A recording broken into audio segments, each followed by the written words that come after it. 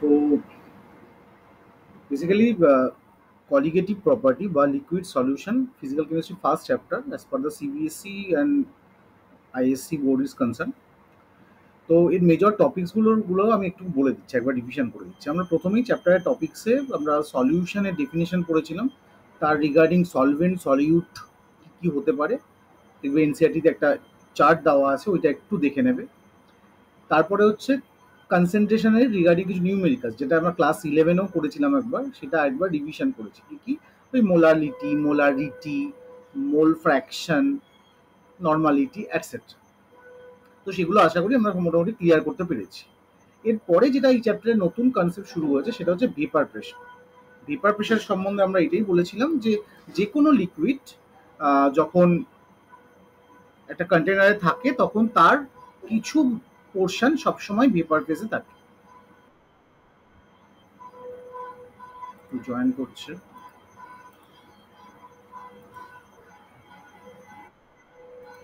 তো অ্যাজ তার কিছু পোর্শন সবসময় ভেপার ফেজে থাকে, তো এই ভেপার ফেজ আর এই লিকুইড ফেজের মধ্যে একটা কন্টিনিউয়াস ইকুইলিব্রিয়াম চলতে থাকে। মানে কি, লিকুইডটা ভেপারে কনভার্ট হয়, ভেপারটা কনডেন্স হয়ে লিকুইডে চলে আসে। তো এই ভেপার মলিকিউলসগুলো লিকুইডের উপর যে প্রেশারটা দেয় সেটাকে আমরা ভেপার প্রেশার বলি। এই ভেপার প্রেশার বা ভেপার মলিকিউলস যত বাড়বে তার সেই লিকুইডে ভেপার প্রেশার তত বাড়বে। আর ভেপার প্রেশার বাড়লে ওই লিকুইডের ভোলাটিলিটি বাড়ে। ভোলাটিলিটি বাড়ে মানে তার বয়লিং পয়েন্ট কমে, অ্যান্ড ভাইসা ভার্সা। কমলে উল্টোটা হয়। তো এটা ছিল ভেপার প্রেশারের একটা কনসেপ্ট।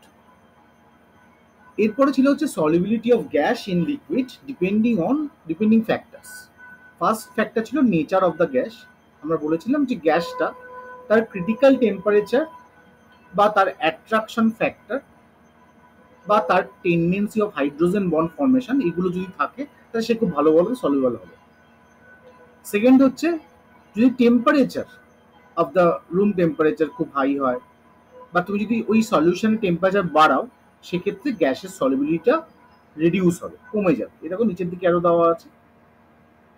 আর প্রেশারের সাথে বলেছিলাম যদি তুমি প্রেশার বাড়াও ওই গ্যাসটা, তাহলে ওর সলিবিলিটিও বাড়বে। তো তার রিগার্ডিং আমরা হেনরিজ ল করেছি যে প্রেশার বাড়লে সলিবিলিটি বাড়ছে। সলিবিলিটিটা মোল ফ্র্যাকশনে আমরা করেছি। আর এই হেনরিজ কনস্ট্যান্টের ভ্যালু যত বাড়বে তত তার সলিবিলিটিটা কমবে। এর রিগার্ডিং আমরা কিছু এক্সাম্পল এনসিআরটিতেও আছে, পড়ে নেবে। অ্যানক্সিয়া, বেন্স আর কার্বোনেটেড ওয়াটার, এই তিনটে থেকে কোয়েশ্চেন অনেক সময় আসে। নেক্সট চলে যাচ্ছি আমরা। নেক্সট টপিক ছিল একটা হচ্ছে আইডিয়াল সলিউশন। সলিউশন কত রকমের হয়? বলছে সলিউশন দু রকমের হয়, একটা হচ্ছে আইডিয়াল, একটা নন আইডিয়াল। আইডিয়াল সলিউশন কারা? যারা রাউটস লকে ফলো করে। রাউটস লকে ফলো করে মানে সেই সমস্ত লিকুইডগুলো সলভেন্ট অবস্থায়, পিওর অবস্থায় মেশানোর আগে বা মেশানোর পরে তাদের মধ্যে যে অ্যাট্রাকশন ফ্যাক্টর থাকে সেটা কোনো চেঞ্জ হয় না, তারা আইডিয়াল সলিউশন। এবং তাদের ক্ষেত্রে আমরা সেই গ্রাফটাও দেখেছিলাম, এরকম টাইপের একটা গ্রাফ হয়েছিল। এই গ্রাফটা দিয়ে আমরা টোটাল প্রেশারটাকে মেজার করতাম। এই যে PA0 XA plus PB0 XB। আর ওয়াইবিটা ছিল কি, ভেপার ফেজে ওই ARB এর কম্পোজিশন। আর XA XB ছিল লিকুইড ফেজে ARB এর কম্পোজিশন। মাথায় রাখবে এই XA আর YA আর XB আর YBটা যত ডিফার করবে তত সেই লিকুইডটাকে আরেকটা লিকুইডের থেকে তুমি ডিস্টিল করে সেপারেট করতে পারবে। ঠিক আছে, এটা ছিল আইডিয়াল সলিউশনের কনসেপ্ট। যাদেরকে সেপারেট করা যায় এরকম ডিস্টিল করে তাদের আমরা জিওট্রপিক সলিউশন বলি। Zeotropic, not azeo. আর নন আইডিয়াল সলিউশন হচ্ছে যারা রাউটস লকে ফলো করে না, তাদের ক্ষেত্রে ইকুয়েশনটাকে নয় গ্রেটার দ্যান হবে নয় লেস দ্যান হবে। আমি ইকুয়ালস টু করতে পারবো না। তাই জন্য আমরা দেখেওছিলাম এরকম টাইপের কিছু গ্রাফ আমরা দেখেছিলাম। একটা উপরের দিকে গ্রাফ হতে পারে বা নিচের দিকেও গ্রাফটা হতে পারে। এবং সেখান থেকে একটা কনসেপ্ট এসেছিল অ্যাজোট্রোপের কনসেপ্ট। অ্যাজোট্রোপ হচ্ছে যখন এই XA আর YA ইকুয়াল হয়ে যায় বা XB আর YB ইকুয়াল হয়ে যাবে, তার মানে আমরা একটা কনস্ট্যান্ট বয়লিং মিক্সচার পাবো। সেই পার্টিকুলার কম্পোজিশনে ওই মিক্সচারটাকে তুমি ডিস্টিল করে সেপারেট করতে পারবে না। মানে ডিস্টিলেশন করতে যখন যাবে একটা কনডেন্সেটে আরেকটা লিকুইড চলে আসবে। এর এক্সাম্পলগুলো আছে, দেখবে হাই বয়লিং অ্যাজোট্রোপ ছিল, লো বয়লিং অ্যাজোট্রোপ ছিল, তার এক্সাম্পলসগুলো আসে কিন্তু। ঠিক আছে, এর পরের কনসেপ্ট ছিল কলিগেটিভ প্রপার্টি। কলিগেটিভ প্রপার্টি চারটে প্রপার্টি ছিল, একটা relative lowering of vapour pressure, একটা এলিভেশন অফ বয়লিং পয়েন্ট, একটা ছিল ডিপ্রেশন অফ ফ্রিজিং পয়েন্ট, একটা ছিল অসমোটিক প্রেশার। এগুলো তাদের ফর্মুলা। এবং যখন ওই আগে এইটা একটা কন্ডিশন ছিল যে সলিউটটা হবে, সেই সলিউটটা 1 নম্বর নন ভোলাটাইল হবে, আর 2 নম্বর হচ্ছে নন ইলেকট্রোলাইট হবে। কিন্তু এই নন ইলেকট্রোলাইটটাই যখন ইলেকট্রোলাইট হয়ে যায় তখনই অ্যাবনর্মাল নেচার অ্যারাইজ করে এবং একটা ফ্যাক্টর চলে আসে, that is known as van top factor. সেটা আই দিয়ে ডিনোট করা হয়। তো দেখো ফর্মুলাটা সেমই থাকছে, শুধু একটা আই ফ্যাক্টর চলে আসছে। এই আইটাকে আমরা ভ্যান টপ ফ্যাক্টর বলি। সেটা বের করারও দুটো ফর্মুলা আছে, একটা ডিসোসিয়েশন টাইপ অফ সল্টের জন্য বা মলিকুলসের জন্য, একটা অ্যাসোসিয়েশন টাইপ অফ মলিকুলসের জন্য। ডিসোসিয়েশন মোস্ট অফ দ্য কেসে হয়, যেরকম যে কোনো সল্ট ডিসোসিয়েটই করে। আর অ্যাসোসিয়েট হয় কিছু particular case, like acetic acid in benzene, benzoic acid in benzene, এদের ক্ষেত্রে। আরেকটা কথা, যদি আলফা মেনশন না করা থাকে তত মাথায় রাখতে হবে, তাহলে আলফাটাকে 100% বা 1 ধরে নিয়ে আইটা ইকুয়ালস টু এন হয়ে যাবে ফর ডিসোসিয়েশন, আর আইটা ইকুয়ালস টু 1/n হয়ে যাবে ফর অ্যাসোসিয়েশন। কারোর যদি এইটার কোনো ডাউট থাকে তাহলে আমি বলতে পারবো। এই জায়গাগুলোতে আর কোনো জায়গায় কোনো পার্টিকুলারলি কেসে ডাউট থাকলে আমাকে বলতে পারো, নাহলে আমি নিউমেরিক্যাল পার্টটা চলে যাব। সবাইকে বললাম জয়েন করতে, যে কেউ জয়েন করছে না। শীর্ষাঙ্ক বলো কোনো জায়গায় কোনো ডাউট থাকে।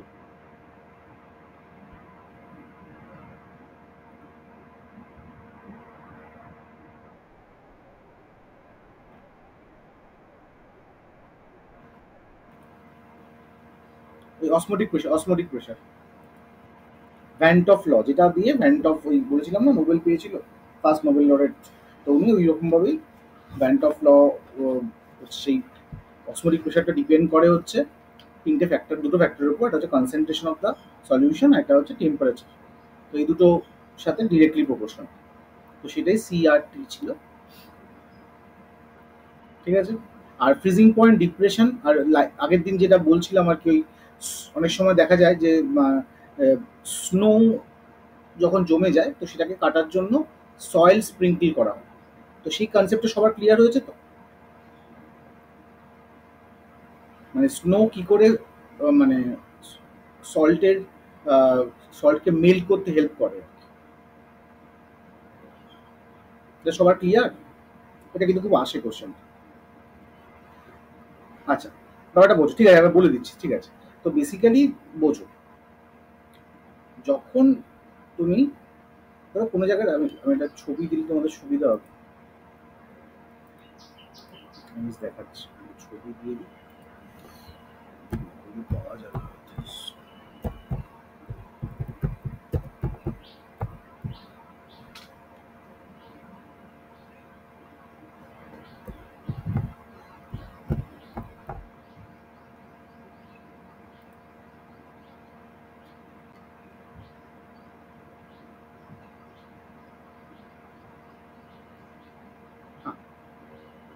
ঠিক এরকম ব্যাপারটা, আমরা ছবি দিচ্ছি একটা, ঠিক এরকম একটা ব্যাপার হবে, দেখতে পাচ্ছ? বাইরে থেকে সল্টটাকে স্প্রিঙ্কল করে পুরো স্নো এর উপর, এবং স্নোটা গলতে হয়। তার কারণটা কি হয়? তো বেসিক্যালি ওয়াটার যখন ফ্রিজ করে, ওয়াটার যখন ফ্রিজড হয় তখন আমরা কি জানি, ওয়াটারের যে মলিকিউলসগুলো আরো বেশি লিঙ্কড আপ হয় with another water molecules via hydrogen bonding বলো বা অ্যাট্রাকশন ফ্যাক্টর বলো। যত ওরা ক্রিস্টালে কনভার্ট হয়, মানে আইসে কনভার্ট হয়, তো এই স্ট্রেনটা আরো বেড়ে যায়, ঠিক আছে। এবার তুমি এর মধ্যে যখন বাইরে থেকে সোডিয়াম ক্লোরাইড অ্যাডিশন করছো, তো সেই সোডিয়াম আয়নটা এই ক্লাবগুলোর মধ্যে ইনকর্পোরেট করে, একই রকমভাবে আরও ক্লাবের মধ্যে ক্লোরাইড আয়ন ইনকর্পোরেট করে, এবং এই যে বন্ড স্ট্রেনটাকে লুজেন করে দেয়। তার বন্ড স্ট্রেন যখন লুজেন হয়ে যাবে তখন সে কি হবে, সলিড থেকে একটু লিকুইফাই হয়ে যাবে, তাই না? তাই ওকে যখনই ফ্রিজ করতে হবে ওর ডিপ্রেশন আরো দরকার হবে। So that is why it is called depression of freezing point. কি বোঝাতে পারছি ব্যাপারটা? So that is the way আমরা মানে সল্ট অ্যাডিশন করে স্নোকে মেল্ট করতে পারি। ঠিক আছে, সৌম্য বুঝতে পারলে? চল, এবার একটু আমরা এগুলো একটু অ্যাডভান্স লেভেল, আমরা একটু বলেছিলাম প্রথম থেকেই যে একটু কঠিন, সোজা থেকে কঠিনের দিকে যাব। তো একটু ক্রিটিক্যাল জায়গাগুলো প্রথম দিকে যদি ক্রিটিক্যাল খুব একটা না, দেখো আগের অ্যাডভান্সের কোশ্চেনগুলো কিছু করে অ্যাডভান্সের কোশ্চেন, তো অত কঠিন হতো না, তো দেখলেই বুঝতে পারবে। কিন্তু আস্তে আস্তে 20 পরে বা 15 পরে কোশ্চেনগুলো একটু কঠিন। তো দেখা যাক আমরা অঙ্কগুলো একটু করার চেষ্টা করি। তো ফার্স্ট কোশ্চেনটা কি বলেছে? হ্যাঁ বলো বলো। হ্যাঁ ডিসকাস করবো, তার জন্যই তো দিয়েছিলাম। না ঠিক আছে, আমি আমি আজকে ডিসকাস করার পরে আরেকটা আমি হোমওয়ার্ক দেবো, সেইটা তোমরা আমাকে দেবে, সেটা কালকে রাত্রে ডিসকাস হবে। ঠিক আছে, আজকে আমি একটা হোমওয়ার্ক দেবো। এগুলো যেহেতু খুবই একটু কঠিন, সেই এগুলো আমি ডিসকাস করে দেবো বলেছিলাম। যদি তোমরা কেউ পারতে তাহলে তোমরা করে ফেলবে, আমি লিখে দিয়েছিলাম, দেখবে যে আজকে ডিসকাস করবো। ঠিক আছে, আচ্ছা। এবার দেখো ফার্স্ট কি বলছে, the freezing point of a solution containing 0.1 gram of potassium ferricyanate in 100 gram of water. তাহলে ফ্রিজিং পয়েন্ট কতটা হবে? তাহলে আমরা আমরা ফ্রিজিং পয়েন্টের এমনি বেসিক দেখো প্রথমেই দেখবো যে এই যে সলিউটটাকে আমি চিনতে পারছি না। দেখো সলিউটটা পটাশিয়াম ফেরিসায়ানেট, এটা একটা ইলেকট্রোলাইট। তো এইটা আয়োনাইজড হয়ে 3K+ হয়, আর FeCN6 3- হয়। তাহলে আমাকে সলিউট দেখে বুঝতে পারতে হবে যে এটা নিশ্চয়ই ডিসোসিয়েট হচ্ছে। আর এর ভ্যান্ট অফ ফ্যাক্টর 4খানা মলিকিউলস হচ্ছে, দেখো এখানে 3খানা, এখানে একটা, তাহলে ভ্যান্ট অফ ফ্যাক্টর নিশ্চয়ই 4। তাহলে সেইটাকে আমি যদি নিই আমি অঙ্কটার দিকে এবারে এগোই। তাহলে আমাদের ফর্মুলা কি ছিল? Delta TF equals to I into KF into M. তা ডেল্টা টিএফটা কত? ডেল্টা টিএফটা কি বলেছে? সেটা বার করতে বলেছে, freezing point in a solution. তাহলে আমি ডেল্টা টিএফটা বার করব। আমি আইটা পেয়ে গেছি, আইটা হচ্ছে 4। কেএফ পেলে দিলে বলে দিয়েছে 1.86 ওয়াটারে। আর মোলারিটির ফর্মুলাটা আমাকে বসাতে হবে। মোলারিটির ফর্মুলাটা কি জানতাম? W2 into 1000 by M2 into W1। তাহলে 4 ইন্টু 1.86, W2 কত বলেছে? 0.1 গ্রাম। আর এর মলিকুলার ওয়েট কত? 329। আর W1 বলেছে 100 গ্রাম ওয়াটারের মধ্যে দেওয়া হয়েছে, ইন্টু 1000। তাহলে 10 হচ্ছে, উপরে আসছে হচ্ছে 4 ইন্টু 1.86 ডিভাইড বাই 329। এটা ক্যালকুলেট করতে হবে। 1.86 ডিভাইড বাই 329, 0.023 মতো আসছে। তার মানে হচ্ছে 2.3 ইন্টু 10⁻²।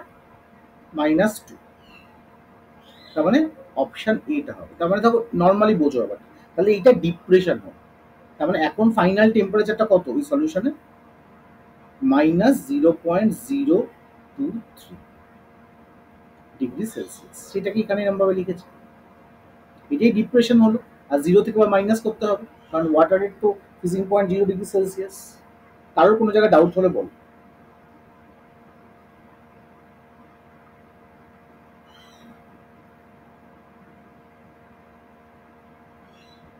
ক্লিয়ার সবার?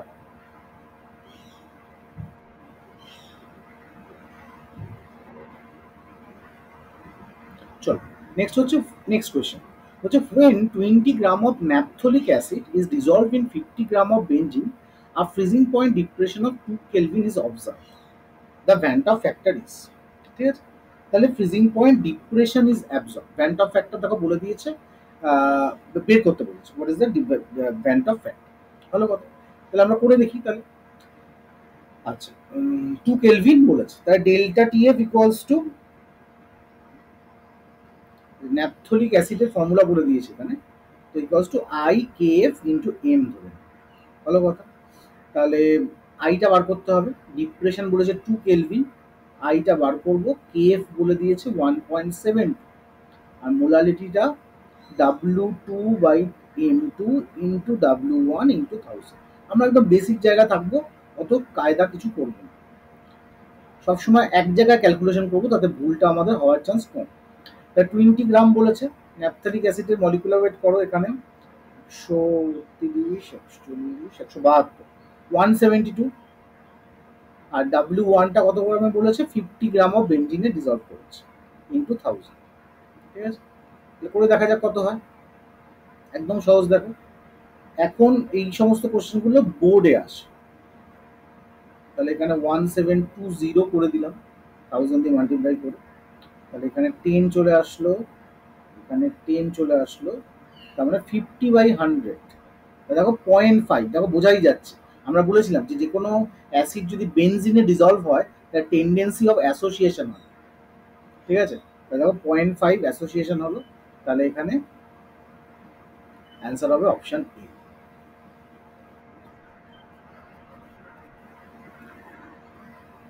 কি বলছো?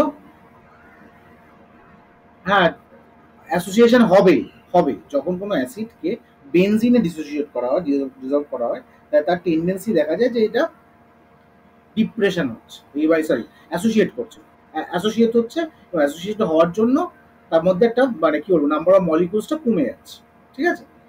হ্যাঁ, এবার তুমি বলতে পারো স্যার নাম্বার অফ মলিকুলস কমলে তো ডিপ্রেশন হওয়া উচিত না। এবার দেখো নর্মাল কেসে দেখা যাবে যদি তুমি এটাকে ভ্যান্ট অফ ফ্যাক্টর না ধরতে, সাপোজ ধরো তুমি আইটাকে 1 ধরে অঙ্কটা করতে, তাহলে আইটাকে 1 ধরে অঙ্কটা করলে তুমি দেখতে এই ডেল্টা টিএফটা বেরোতো এই সেম ডেটার জন্য 4 কেলভিন, কিন্তু তোমাকে অঙ্কটা দিয়েছে 4 কেলভিন বেরোতো যদি তুমি আই কিছু না ধরতে, আইটাকে 1 ধরতে। কিন্তু তোমার অ্যাকচুয়ালি এক্সপেরিমেন্ট যখন করছো তখন দেখছো তোমার ডিপ্রেশন হচ্ছে 2 কেলভিন। তার মানে কি তোমার ভ্যান্টা ভ্যাটা এই বিভাগেও চলে আসবে যে observed qualitative property by theoretical qualitative property. তোমার অবজার্ভে আসছে 2 কেলভিন, আর তুমি থিওরিটিক্যালি ক্যালকুলেট করে দেখছো 4 কেলভিন আসছে, দেখো হাফই আসবে। তার মানে তুমি তুমি এরকম সবসময় এটা সবসময় হ্যাঁ করে দেখতে পারো, এটা তো এটা করে দেখতে পারো, থিওরিটিক্যাল হচ্ছে, ঠিক আছে, কিন্তু অবজার্ভে 2 কেলভিন হচ্ছে। না, এটা কেন আমি করতে বলছি দেখো, তোমার তুমি তো সবসময় ক্লিয়ার না যে তুমি তো সমস্ত কম্পাউন্ড সম্বন্ধে জানো না যে এই কম্পাউন্ড অ্যাসোসিয়েট আদৌ করবে কি করবে না। এটা ন্যাপথলিক অ্যাসিড, এটা সম্বন্ধে তুমি নাও জানো, হয়তো তুমি বলছো কি করে বুঝবো অ্যাসোসিয়েট করবো, তাই সেটা চেক করার এটা একটা মানে বাইপাস ওয়ে। ক্লিয়ার? চলো 5 নম্বর কোশ্চেনটা যাই। 5 নম্বর কোশ্চেনটা বলো বলো। দেখো ইন জেনারেল এইরকম ভাবে আমি যেটা করলাম সেইভাবে করলে তোমার 0.5 এসে গেছে মানে তুমি তুমি অত কিছু ভাববে না, যে তুমি বুঝতেই পেরে যাবে আচ্ছা 0.5 মানে লেস দ্যান 1, তাহলে ভাই নিশ্চয়ই অ্যাসোসিয়েশন হয়েছে, ঠিক আছে, ঠিক আছে। এবার কনসেপচুয়াল কোশ্চেন হলে তখন তুমি এরকম বাইপাস ওয়েতে তুমি চেক করে নিতে পারো। তবে একটা আমি মানে ইয়ে বলে দিতে পারি, একটা ট্রিক বলে দিতে পারি যে সবসময় যে acid in benzene always give association. Benzene হয়েছে অ্যাসিটিক অ্যাসিড হোক, বেঞ্জুইক অ্যাসিড হোক, বেঞ্জিনে ডিজলভ করলে ওটা হাইড্রোজেন বন্ড ফর্ম করে।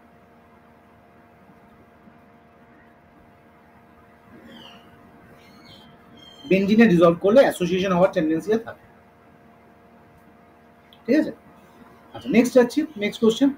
The elevation of boiling point of a solution of 13.44 gram of cupric chloride, না cupric chloride না, হ্যাঁ cupric chloride in 1 kg of water using the following information, এত এত বলে দিয়েছে। তাহলে আমাকে বলেছে এলিভেশন অফ বয়লিং পয়েন্ট বার করো, তাহলে আমি ডেল্টা টিভিটা বার করবো, ঠিক আছে। আমি তো অন্য কালি দিয়ে চলে যাচ্ছি, একই কাজ কিছু কিছু হচ্ছে বলে। তা ডেল্টা টিভিটা কি? ডেল্টা টিভি হচ্ছে এখানে I into KB into M. একটু যাচ্ছে পরে পর পরে করিয়ে নি তারপর যাচ্ছে। আইটা কত এখানে? আইটা আমি কিউপ্রিক ক্লোরাইডকে আয়নে ভাঙতে হবে, যে Cu2+ আর 2Cl-। দেখো কিছুই তো এখানে বলেনি, আয়নাইজেশন আলফা কিছু মেনশন করেনি, তাহলে আমি বলতে পারি আই ইকুয়ালস টু এন। আমি একটু আগে যেটা বোঝাচ্ছিলাম, তাহলে এখানে I3 হবে, তাহলে আমি 3 বসিয়ে নিই। কেবি কত? 0.5। এবার একই রকম ভাবে মোলারিটি ফর্মুলা বসিয়ে দেবো, কত আছে 13.44 গ্রাম in 134.4 into 1000 gram of water, 1000 উপরেও থাকবে, তাহলে কেটে গেল, নিচে থাকলো 10, তাহলে কত হলো? না এই দেখো বোঝো ব্যাপারটা, I equals to 3 is not theoretical as well as is theoretical as well as experimental ওইখানে। কেন? এই যে CuCl2 এখানে ভাঙলাম আমি মনে মনে, থিওরিটিক্যালি Cu2+ আর 2Cl-, কটা আয়ন হলো? 3টে আয়ন। এই কোয়েশ্চেনে কোনো জায়গায় তোমাকে বলেছে যে এই degree of dissociation of the solution is 50% or 70%, এরকম কিছু বলেছে? করেনি। তাহলে আমি ধরেই নিতে পারি I equals to n, এটাই আমি এখানে লিখেছিলাম। দেখো if alpha is not mentioned, then alpha is 100%, then I equals to n for dissociation and I equals to 1 by n for association. ঠিক আছে, তাহলে কোনো ডাউটই থাকবে না, তুমি ডিরেক্ট বসিয়ে দেবে। আচ্ছা, তাহলে এটা করলে কত আসছে দেখা যাক। ওই 1.56 ডিভাইড বাই 10, মানে 0.156 হচ্ছে। আচ্ছা, কোনো অপশন এই 156 মানে এইটাই হয়, অপশন এটাই হচ্ছে। ঠিক আছে। আচ্ছা, এবার সিক্স হলো, হ্যাঁ সিক্স এবার সিক্সটা কি বলছে, the depression of freezing point in a solution the following R in equilibrium না ডিউরিং ডিপ্রেশন। আচ্ছা, একটা হচ্ছে liquid solvent, liquid solid solvent, liquid solvent and solid solute, liquid solute solid solute, liquid solute solid solute. একটা জিনিস বোঝো, মনে রাখবে, যখন একটা সলভেন্ট, ধরো জল ছিল, এখানে তুমি বাইরে থেকে চিনি মিশিয়েছো, এবার এটাকে তুমি ঠান্ডা করেছো, তো তারপরে এটা জমে গেছে, আইসক্রিম হয়ে গেছে। এবার এই যে আইসটা হলো, এই আইসে কিন্তু সুগার কিন্তু আর জমেনি, সুগার তো সলিডই আছে, জমেছে তা কি, সলভেন্টটা জমেছে, ওয়াটারটা জমেছে। তাহলে এই যে লিকুইড সলভেন্ট আর এই যে সলিড সলভেন্ট, তাদের মধ্যে কিন্তু একটা ইকুইলিব্রিয়াম হয়, তার ফলে ফ্রিজিং পয়েন্ট রিচ হয়। আমরা বলেছিলাম ফ্রিজিং পয়েন্টের definition, the point at which the vapour pressure of the solvent is in the equal to vapour pressure of the solid solution. ঠিক আছে, তাহলে এখানে কি হচ্ছে, দ্য সলিড সলভেন্ট আর এখানে লিকুইড সলভেন্ট, এই দুজনের মধ্যে একটা ইকুইলিব্রিয়াম আসছে, তাহলে এইটাই হবে অ্যান্সার। ঠিক আছে, বোঝাতে পারলাম? মনে রাখবে, ফ্রিজিং পয়েন্টে liquid and solid remain in equilibrium কার, ওই লিকুইড সলভেন্টের আর সলিড সলভেন্টের। কারণ সলিউট কিন্তু কিছু করে না, কারণ non volatile solute is already cool, below টেম্পারেচারও কি হয়, ও তো সলিডই থাকে, তো সলিউটের কথা এখানে ভাবতে হবে না, এটা সবসময় সলভেন্টের কথা ভাববে, আর হচ্ছে সলিড সলভেন্টের কথাও ভাববে। মানে জল, সলিউটটা তো সুগার, সুগারটা প্রথমে ডিজলভ হয়ে গেল, ডিজলভ হলো মানে কি, ওয়াটার মলিকুলের গ্যাপে ঢুকে গেল। ঠিক আছে, এবার যখন তুমি ঠান্ডা করছো, সুগারটা কি আদৌ ফ্রিজ হচ্ছে, ফ্রিজটা কি হচ্ছে, ওয়াটার হচ্ছে, সলভেন্টটা হচ্ছে। ঠিক আছে, এবার সুগারটা এর মধ্যে আছে বলে তুমি যখন কামড়াচ্ছ আইসক্রিমটাকে, তোমার মিষ্টি লাগছে। ঠিক আছে, তুমি যখন হ্যাঁ ইকুইলিব্রিয়ামে আসছে। ঠিক আছে, মানে ওই যে সলিড সলভেন্টটা, মানে আফটার সলিউশন সলিড সলভেন্টটা আর যে আগে যে লিকুইড সলভেন্টটা ছিল, তাদের মধ্যে ইকুইলিব্রিয়াম যখনই চলে আসছে, তখন এটা ফ্রিজ করে যাচ্ছে। ঠিক আছে, নেক্সট 7 নম্বর কোশ্চেনটা কি বলছে, the molecular weight of benzoic acid in benzene is determined by the depression of freezing point method corresponds to. আমরা একটু আগেই বলেছিলাম যে কি হয়, যে কোনো অ্যাসিড আসলে অ্যাসোসিয়েশন হয়, তাহলে এখানে কি হয়, ডাইমেরাইজ করে। তো বেসিক্যালি বেঞ্জোইক অ্যাসিড এইভাবে ডাইমেরাইজ করে বেঞ্জিনের মধ্যে দিয়ে। আগের দিন দেখিয়েছিলাম অ্যাসিটিক অ্যাসিড দিয়ে, মানে তো this is the way benzoic acid dimerise via intermolecular hydrogen bond, intermolecular hydrogen bond. ঠিক আছে, তাই ডাইমারাইজ করে। ওকে, তাহলে dimerisation of benzoic acid. Next, এবারে কোশ্চেনটা ভালো কোশ্চেন। এবার বলছে দেখো, 0.2 molal acid HX solution is 20% ionised in solution. কে বলে দিয়েছে, freezing point of the solution বার করতে বলেছে। ভালো কথা, তাহলে কে বলে দিয়েছে, তাই ডেল্টা টিএফ বার করতে বলেছে। তা ডেল্টা টিএফ কি করবো, ডেল্টা টিএফ ইকুয়ালস টু আমি জানি আই কে এফ এম। এবার এইচ এক্সটা বলে দিয়েছে ঠিকই, কিন্তু এখানে আলফাটাও বলে দিয়েছে, তাহলে আগে আমাকে আইটা বার করতে হবে আলফা দিয়ে। কি ফর্মুলা বলেছিলাম, i minus one by n minus one. ঠিক আছে, আচ্ছা অ্যাসিড যখন সবসময় ডিসোসিয়েটই হবে, তাহলে এইচ এক্স নর্মালি যদি ডিসোসিয়েট হয়, তাহলে কটা আয়ন তৈরি করবে, এইচ প্লাস আর এক্স মাইনাস। তাহলে আমি এনটাকে 2 ধরতেই পারি, আলফা বলে দিয়েছে 20%, 2 মাইনাস 1 করলাম। দেখো আই কস টু 1.2 বেরো, তো এইটাকে আমি এখানে বসিয়ে দেবো,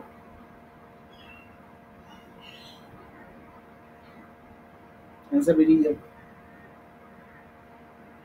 করে দেখবে কত হয়, 0.45 এর মতো হচ্ছে। এটা ডিপ্রেশন, তাহলে 0 থেকে মাইনাস হবে -0.4। দেখো এইচএস কে তুমি যদি মনে মনে ডিসোসিয়েট করো তাহলে কটা আয়ন হচ্ছে? একটা H প্লাস একটা X মাইনাস। বলো এই তুমি বলো তো কি H2SO4 কে যদি ডিসোসিয়েট করি তাহলে কত হবে? হ্যাঁ,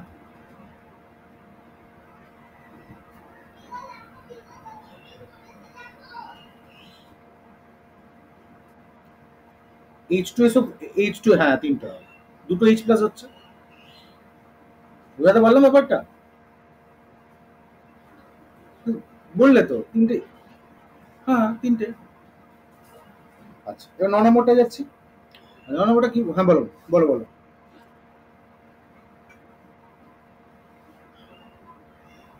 কোনটা বলবো বলো? সেভেনটা। আর সেভেনটার ক্ষেত্রে বলছি যে বেসিক্যালি জেনে রাখবে যে কোনো অ্যাসিডকে যখন বেনজিনে ডিজলভ করবে, so there is a tendency of dimerise, মানে দুটো মলিকুল জুড়ে একটা মলিকুল হচ্ছে, ঠিক আছে? তাহলে বেনজোইক অ্যাসিড যখনই তুমি বেনজিনের মধ্যে ডিজলভ করবে, এরকম বেনজোইকের দুটো মলিকুল দেখো ভায়া হাইড্রোজেন বন্ডিং জুড়ে একটা মলিকুল হিসেবে ট্রিট হবে। সল্টে কি হচ্ছিল, অ্যাসিডে কি হচ্ছিল? তুমি এইচএক্স কে জলে ডিজলভ করছিলে, ও দুটো আয়ন তৈরি করছিল, এখানে দুটো মলিকুল জুড়ে একটা মলিকুল হিসেবে বিহেভ করছে। তাহলে নাম্বার অফ পার্টিকেলস বা নাম্বার অফ মলিকিউলস, যেটাকে আমরা কলিগেট বলি, কলিগেটাস বলি, সেটা কমে যাচ্ছে তো। তাই দেখা যায় যে যখন তোমার অ্যাসোসিয়েশন হয় তার ক্ষেত্রে আইটা 1/n বা আই এর ভ্যালু লেস দ্যান 1।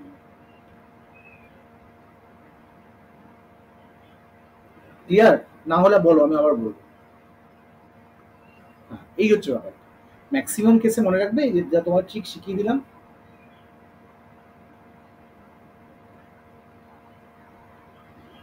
জি।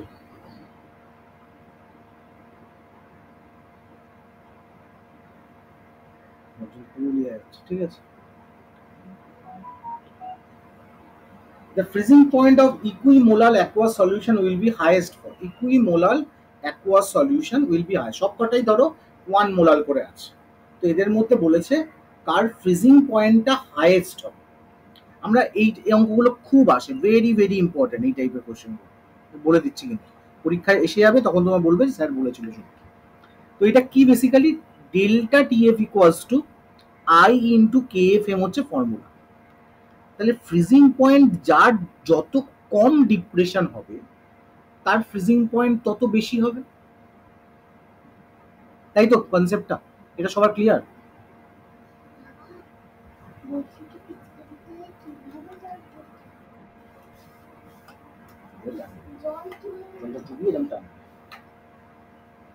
বালতিটা চুবি, হ্যাঁ। তাহলে কি হলো ব্যাপারটা, যার আই বেশি হবে তার ডেল্টা টিএফও বেশি হবে, তার ফ্রিজিং পয়েন্ট তত কম হবে। তাহলে আমাকে দেখতে হবে এই চারটের মধ্যে কার আই সবচেয়ে কম।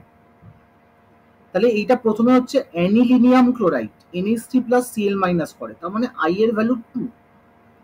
ক্যালসিয়াম নাইট্রেট Ca2 প্লাস করে আর 2NO3 মাইনাস করে, তাহলে আই এর value 3। Lanthanum nitrate Al3 plus করে আর 3NO3 মাইনাস করে, তাহলে আই এর ভ্যালু 4। গ্লুকোজ ডিজলভই করে না, আয়নাইজই করে না, তাহলে আই এর ভ্যালু 1।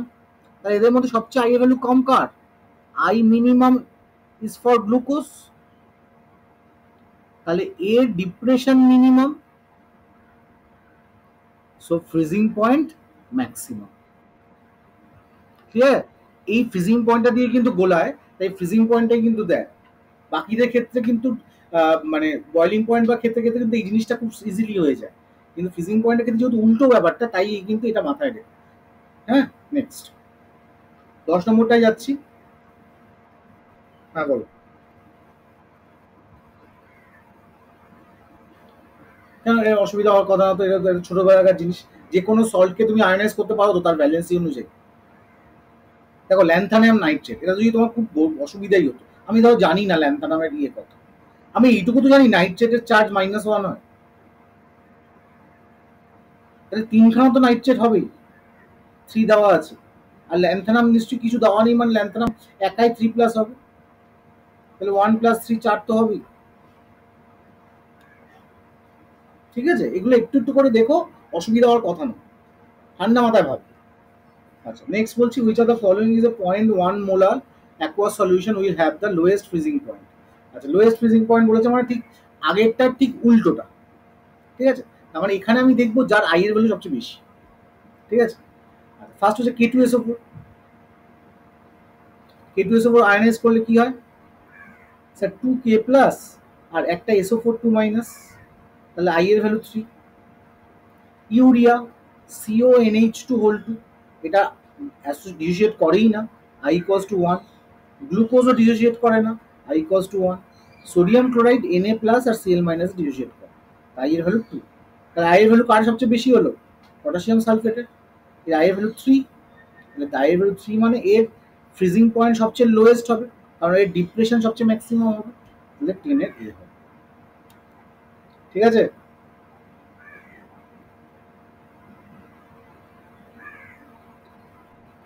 চলো।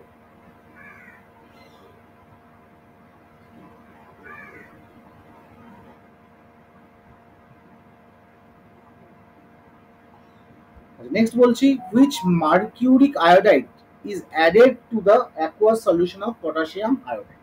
এই কোশ্চেনটা ভালো, এই কোশ্চেন আমি আগেও দেখেছি, নিটেও মনে এসছে। তো বেসিক্যালি মার্কিউরিক আয়োডাইডকে যখনই পটাশিয়াম আয়োডাইডের মধ্যে দাও, তো এটা বেসিক্যালি একটা রিয়েজেন্ট তৈরি করে, it is known as Nessler reagent, ইনঅর্গানিকের কনসেপ্ট। এই দুটো রিয়াক্ট করে এরকম একটা কনসেপ্ট কমপ্লেক্স তৈরি করে, K2HgI4। তো এইটা তোমাকে জানতে হবে। ঠিক আছে, কোশ্চেনটা এখান থেকে হচ্ছে, তুমি যদি এইটা না জানো কখনই কোশ্চেনে অ্যান্সার করতে পারবে না। তাহলে যখনই দুটোকে মেশানো হলো, তাহলে এই কমপ্লেক্সটা তৈরি হলো। তাহলে এখানে কি হবে, 2K প্লাস আর HgI4 2 মাইনাস, তার টোটাল নাম্বার অফ আয়ন কত, দুটো আর একটা তিনটে। তাহলে I3 মানে কি হলো, ফ্রিজিং পয়েন্ট ডিপ্রেশন আরো কম হবে, তাই বাড়বে, ডেল্টা টিএফ আরো বাড়বে, তাহলে ফ্রিজিং পয়েন্ট কি হবে, আরো কম হবে, তাহলে ফ্রিজিং পয়েন্ট ইজ লোয়ার্ড হবে যেটা, সেইটা।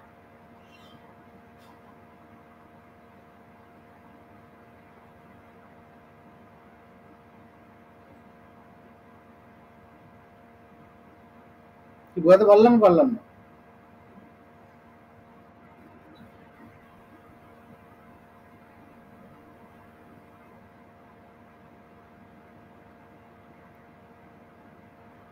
আচ্ছা,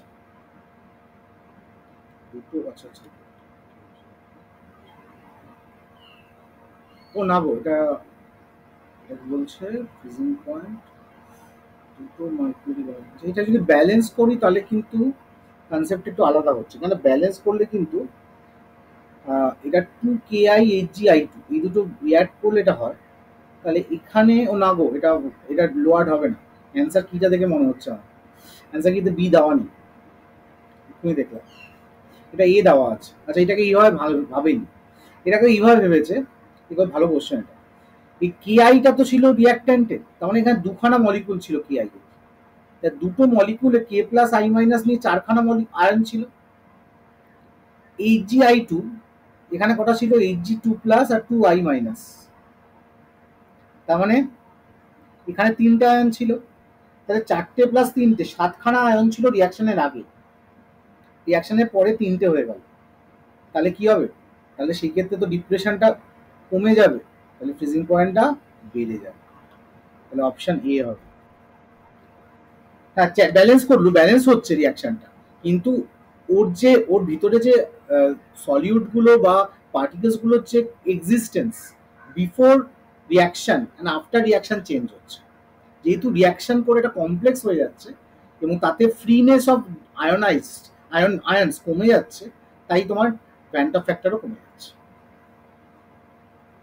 ঠিক আছে, in general at a glance দেখলে তোমার মনে হবে যে স্যার এগুলো তো মলিকুলস ছিল, কিন্তু মলিকুলস হলো কি হবে, এটা তো অ্যাকুয়াস সলিউশন, তার মানে আগে ওরা ডিসোসিয়েট অবস্থায় ছিল, কিন্তু রিয়াকশন করার পরে ওরা কমপ্লেক্স করার ফলে ওদের ডিসোসিয়েশনটা কমে গেছে। এটা ভালো কোশ্চেন, না? হ্যাঁ, ভালো কোশ্চেন, এটা আমারও একটু ডাউট হয়ে গেল, মানে ভুল হয়ে গেছিল। ভালো হয়েছে। সেকেন্ড 12 কোশ্চেনটা, এটা ইন্টিজার বেস কোশ্চেন, দেখা যাক, এই তো অ্যান্সারও দেওয়া নেই। আচ্ছা বলছে 50 ml 0.2 মোলাল area urea solution density এত বলেছে, টেম্পারেচার বলে দিয়েছে, is mixed with 250 ml of a solution containing 0.06 gram of urea. ভালো কথা। both the solution were prepared in the same solvent. আচ্ছা আচ্ছা দুটোই মানে ধরো জলের মধ্যে রিজলভ করা হয়েছে, তাহলে osmotic pressure of the resulting mixture, তার মানে কি ধরো দুটো সলিউশন আছে, একটা সলিউশনে কি আছে 50 ml 0.2 মোলাল ইউরিয়া, আর এটার মধ্যে আছে 250 ml 0.06 গ্রাম অফ ইউরিয়া। ঠিক আছে, এই দুটো সলিউশনকে এখানে মেশানো হয়েছে, মেশানোর পরে জিজ্ঞেস করছে অসমোটিক প্রেশার কি চেঞ্জ হয়েছে। ঠিক আছে, তাহলে আমরা কি করব, আচ্ছা অসমোটিক প্রেশারের ফর্মুলাটা হচ্ছে এইটা, পাই ইকুয়ালস টু সি আর টি, আর যেহেতু ইউরিয়া তাই আইটা আমি এখানে আনছি না, আইটা ইকুয়ালস টু 1, ইউরিয়া তো নন ইলেকট্রোলাইট, সিটাকে আমি কায়দা করে ডাব্লিউ আর টি বাই এমভিও লিখতে পারি, সি এর জায়গায় মানে মোলারিটি। তাহলে আমি দুটো সলিউশনকে আলাদা করে আগে দেখি। প্রথমেরটা কি বলেছে 50 ml 0.2 মোলাল, তাহলে সলিউশন নাম্বার 1 50 ml ইন্টু 0.2 মোলাল মানে হচ্ছে সলিউশন মানে কি হবে, ওর প্রথমটা আমি কি করব 0.2 মোলাল সলিউশন ডেনসিটি বলে দিয়েছে, ডেনসিটি বলে দিয়েছে। ঠিক আছে, তা ডেনসিটিটা আমার বার করতে, ডেনসিটি আর ইয়ে দিয়ে আমি কি করতে পারি, ভলিউম দিয়ে আমি ওর মাস বার করতে পারি। এই সলিউশনের মাস কত, density into volume, density equals to 1.012 আর ভলিউম হচ্ছে 50, তো এই দুটোকে ইয়ে করে মাল্টিপ্লাই করলাম, 50.6 গ্রাম, এটা ওয়েট বেরিয়ে গেল। ঠিক আছে, না বুঝতে পারলে বলবে আমার। এবার সলিউশনের এটা কিন্তু ওয়েট, এটা কিন্তু ওয়েট অফ সলিউশন, ওকে। আর এখানে 0.2 মোলাল ইউরিয়া সলিউশন ছিল, তার মানে 1000 গ্রাম solvent has 0.2 moles of urea। ঠিক আছে, তাহলে এখন কত হচ্ছে weight of the solution, weight of the solution কত হচ্ছে 1000 গ্রাম সলভেন্ট আছে প্লাস ইউরিয়ার মোল 0.2 ইন্টু 60 করলাম, তাহলে কত হলো 12 হলো, তাহলে 1012 গ্রাম। ঠিক আছে, এই একটু আস্তে কথা বলো, আমি পড়াচ্ছি। ঠিক আছে, তাহলে 0.260 কারণ ওই ইউরিয়ার মলিকুলার ওয়েট হচ্ছে 60, 0.2 মোল বলেছে না। ঠিক আছে, তাহলে এটা আমি যেটা বেরোলাম কিন্তু ওয়েট অফ দ্য সলিউশন বার করলাম। ঠিক আছে, আচ্ছা এবার হচ্ছে আমাকে বের করতে যেটা হবে হচ্ছে weight of the urea in 50.6 গ্রাম। ঠিক আছে, weight of the urea in 50.6 গ্রাম, এটা হচ্ছে 50.6 গ্রাম সলিউশন বলেছে না, তাহলে আমি এইভাবে ভাবতে পারি, দেখো 1012 গ্রাম অফ সলিউশন, দেখো অ্যাডভান্সের কোশ্চেন তো একটু ট্রিকি এর জন্য, কন্টেন্স এত মোল ইউরিয়া ছিল মানে 12 গ্রাম অফ ইউরিয়া 16 টু 0.2, তাহলে 50.6 গ্রাম অফ সলিউশনে কতটা ইউরিয়া আছে।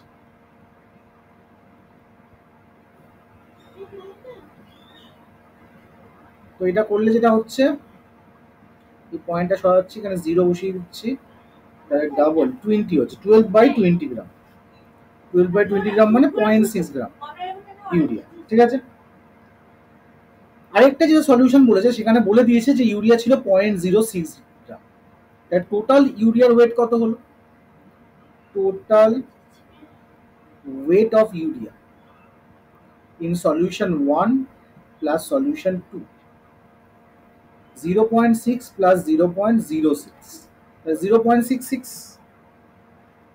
ঠিক আছে, now total volume of the solution 50 ml ছিল সলিউশন 1 এ আর 250 ml ছিল সলিউশন 2 এ, তা 300 ml হলো। না বুঝতে পারলে বলবো। এবার আমি ডিরেক্টলি ফর্মুলায় চলে আসছি, osmotic pressure bar, pi equals to কি বললাম W R T by M V, W কত 0.66, এম কত ইউরিয়ার মলিকুলার ওয়েট 60, ভলিউম কত 300, আর কত 0.082, টেম্পারেচার কত বলেছে 300 কেলভিন। এবার দেখো কাটাকুটি করলে যত আসবে সেটা হচ্ছে অ্যান্সার। ঠিক আছে, এটা এত অ্যাটমসফিয়ারে বেরোবে। ওইখানে কতটা দিয়েছে, এখানে আমার মনে হচ্ছে টরে বের করতে বলেছে, তার মানে ওই 760 দিয়ে মাল্টিপ্লাই করতে হবে। তাহলে ক্যালকুলেট করে নিই, তাহলে অ্যান্সারটা বেরিয়ে যাবে।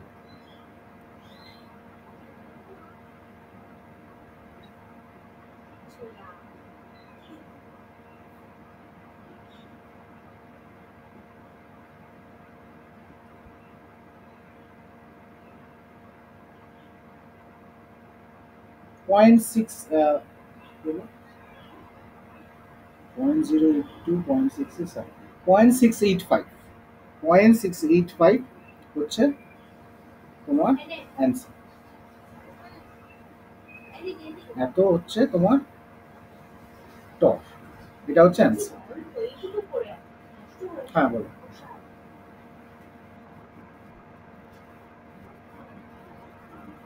হুম, হ্যাঁ হ্যাঁ হ্যাঁ।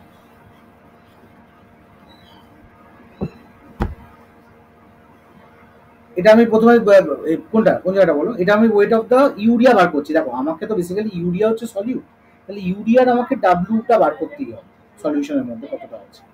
প্রথমে আমি সলিউশন ওয়ানের মধ্যে ইউরিয়া কতটা আছে বের করলাম। ঠিক আছে, 0.6 গ্রাম।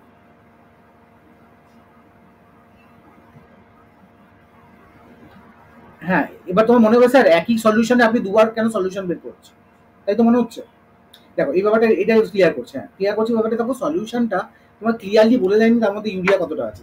সলিউশনের দুটো অ্যাসপেক্ট দিয়েছে, একটা হচ্ছে সলিউশনের ডেন্সিটি দিয়ে দিয়েছে, আবার সলিউশনের তোমাকে একটা মোলালিটিও দিয়ে দিয়েছে।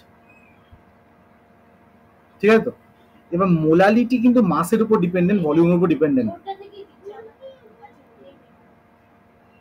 তাহলে এখানে আবার ডেন্সিটি দিয়ে দিয়েছে, ডেন্সিটি আর ভলিউমকে মাল্টিপ্লাই করে আমি ওয়েট অফ দ্য সলিউশন পেয়ে যাই। ঠিক আছে, এবার এইটা তো ইন জেনারেল সলিউশনের ওয়েট, এবার এর মধ্যে কতটা ইউরিয়া আছে সেটা বার করতে হবে।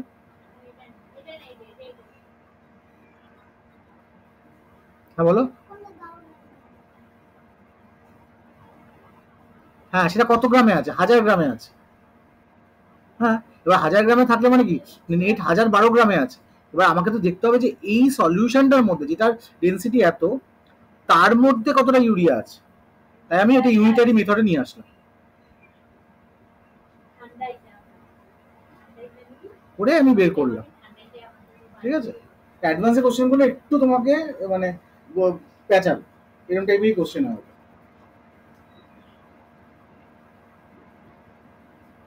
50 পয়েন্ট 50.6টা, হ্যাঁ না এর মধ্যে ইউরিয়া আছে।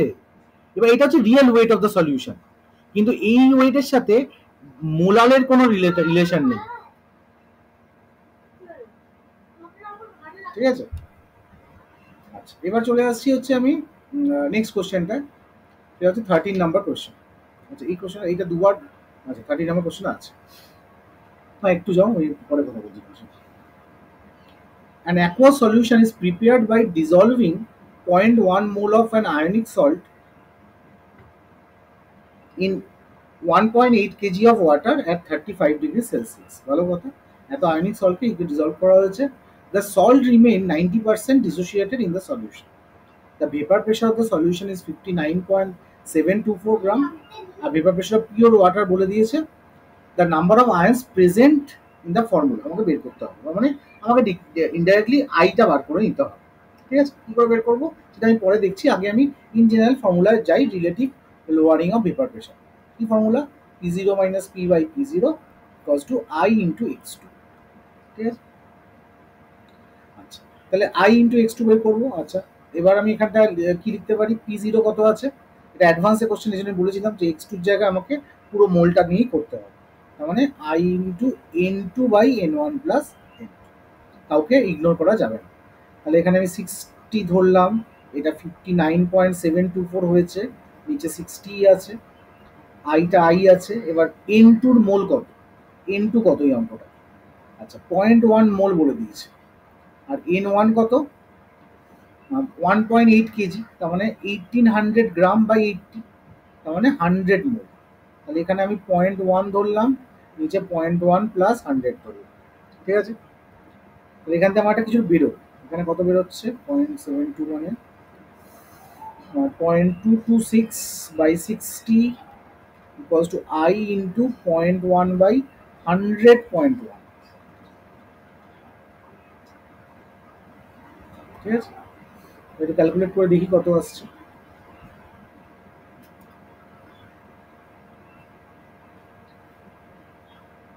Point two two six into 100.1 divided by 6, 3.77 আসছে, 3.77।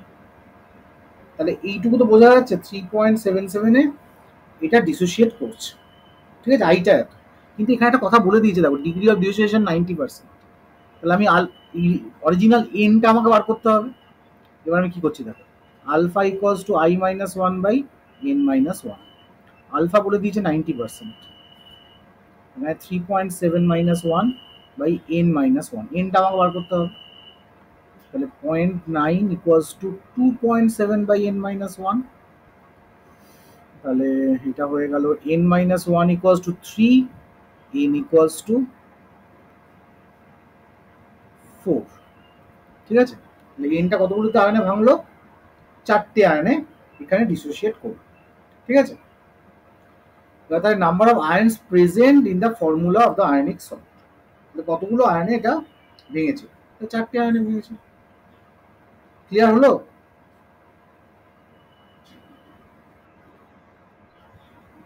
আমি সেখান থেকে এনটা বার করে নিলাম। কোয়েশ্চেন সব ঠিকঠাক হয়েছে তো? 2.7, এখানে n মাইনাস ওয়ান, 3 হলো 4, হ্যাঁ তাহলে 4 হবে। ওকে, চলো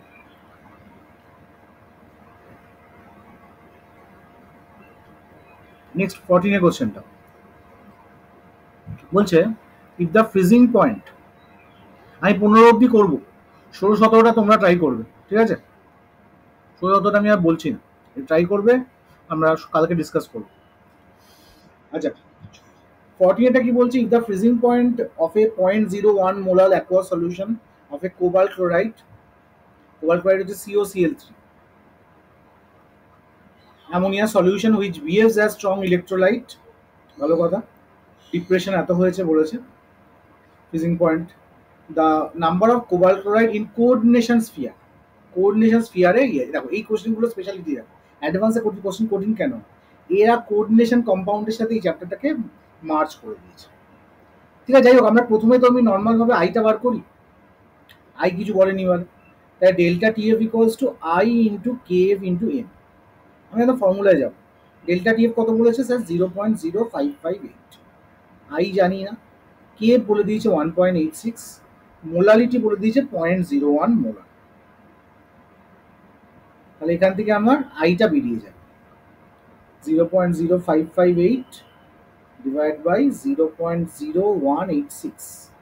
তো এটা ক্যালকুলেট করলে ওই অলমোস্ট 3 এর কাছাকাছি আসে, 354 বোঝা যাচ্ছে। তাহলে এই যে কমপ্লেক্সটা হয়েছে, কিসে কিসে কমপ্লেক্স হয়েছে? কোবাল্ট ক্লোরাইডের সাথে অ্যামোনিয়ার একটা রিয়াকশন হচ্ছে। এবার আমি কম্পাউন্ডের কোশ্চেনে চলে আসবো। অ্যামোনিয়া, ভালো কথা। তাহলে কমপ্লেক্সটা আর কিছু বলেছে কমপ্লেক্স সম্বন্ধে? Which behaves as strong electrolyte, না কিছুই বলে। তাহলে আমার কমপ্লেক্সটা কিরকম হতে পারে? অ্যামোনিয়া এই ক্ষেত্রে এক্সেস হিসাবে এক্সেস রিয়াক্ট করে, আর কোবাল্ট সবসময় হেক্সাডেন্টেড লিগ্যান্ড তৈরি করে, মানে কোবাল্টের 6টা লিগ্যান্ড থাকে। তাহলে আমি এখানে ধরলাম অ্যামোনিয়ার 5খানা মলিকুলের সাথে রিয়াক্ট করে CONH3 হোল 5 Cl, বাইরে Cl2 হতে পারে। তাহলেই দেখো কমপ্লেক্সটা এখানে একটা +1 আয়ন তৈরি করবে, আর দুটো Cl মাইনাস করে দুটো মাইনাস আয়ন তৈরি করবে, তাহলে 3 হবে। এবার তুমি এটা বলতেই পারতে স্যার কমপ্লেক্সটা তো আমি এটাও করতে পারি, 6খানা অ্যামোনিয়া রিয়াক্ট করেছে, Cl3 হয়েছে, কিন্তু এর কেসে হবে না। তার কারণ এর ক্ষেত্রে আইটা 4 হয়ে যাচ্ছে। অ্যাকর্ডিং টু নিউমেরিক্যাল আমার আইকে 3 আনতে হবে। তো এইটা হচ্ছে ব্যাক ক্যালকুলেশন। তো এই করে আইটা আমার 3 বেরোচ্ছে। তো এখানে অ্যান্সারটা হবে ব্যান্ড অফ ফ্যাক্টর হবে নাম্বার অফ আয়ন্স হবে 3। আচ্ছা, কোঅর্ডিনেশন স্ফিয়ার বলেছে, সরি, কোঅর্ডিনেশন স্ফিয়ারে হচ্ছে 1। কোঅর্ডিনেশন স্ফিয়ারের ভিতরে মানে ব্র্যাকেটের ভিতরে ক্লোরিন কটা আছে? একখানাই আছে, তাই এর অ্যান্সার হবে 1। সবাই বুঝতে পারলে কিনা দেখো, না বুঝতে পারলে বল।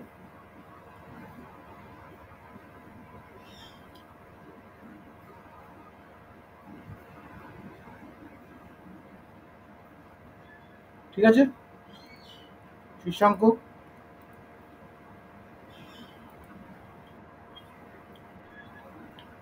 সৌম্য, ঠিক আছে। চলো লাস্ট অঙ্ক, এটা একটু ট্রাই করি। এটা বলছে mx2 আয়ন ডিসোসিয়েট হয়েছে m2 প্লাস এক্স মাইনাসে ইন অ্যাকোয়াস সলিউশন। তা বোঝাই যাচ্ছে তিনখানা আয়ন তৈরি হবে। তার ডিগ্রি অফ ডিসোসিয়েশন বলে দিচ্ছে alpha. The ratio of the observe depression freezing point and the aqueous solution কি হয়? একদমই সহজ। তাহলে আমার কি বার করতে হবে? আইটা বার করলে আমার হয়ে যাবে অ্যান্সারটা। আলফা বলে দিয়েছে, alpha equals to i minus one by n minus one. M X two ionise হলে কি হয়? এম টু প্লাস আর টু এক্স মাইনাস। তাহলে এনটা এখানে 3, আলফা বলেছে 0.5,